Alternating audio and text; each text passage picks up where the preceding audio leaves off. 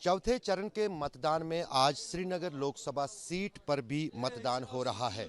कश्मीर में ये इस लोकसभा चुनावी माहौल का पहला चरण है जब श्रीनगर लोकसभा क्षेत्र के लिए मतदान हो रहा है। सुबह से ही श्रीनगर पार्लियामेंट्री कॉन्स्टिट्यूंसी के अलग अलग पोलिंग बूथों पर इसी तरह लंबी लंबी कतारें जो हैं मतदाताओं की देखी गई।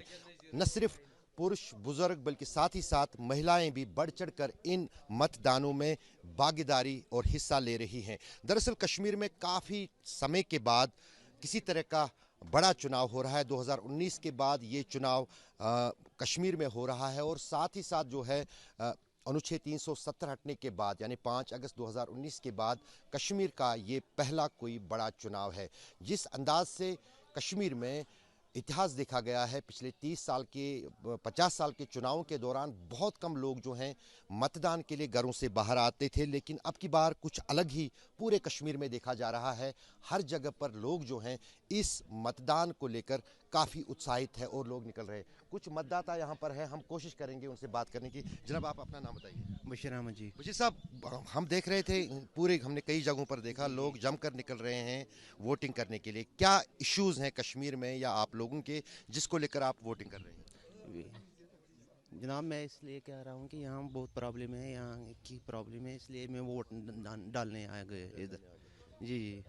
तो सभी लोग जितने भी घर के हैं सब वोट डालने के लिए निकले? हाँ, इंशाल्लाह। तो कहीं ना कहीं जो है लोग इश्यूज को लेकर अलग अलग बातें जो हैं जो उनके मन में है उसको लेकर ये मतदान कर रहे हैं। अगर श्रीनगर पार्लियामेंट्री कॉन्स्टिट्यूंसी की बात की जाए, 17 लाख से भी ज़्यादा मतदाता हैं इस संसदीय क्षेत्र में।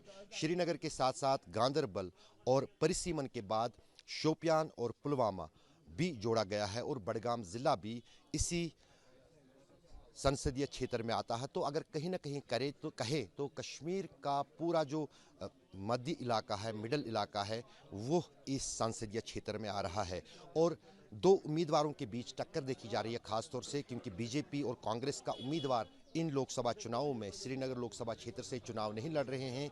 इसलिए मुख्य मुकाबला यहाँ के स्थानीय राजनीतिक दलों यानी नेशनल कॉन्फ्रेंस और पीडीपी के बीच देखा जा रहा है। अशरफ वानी, बडगाम, आज तक।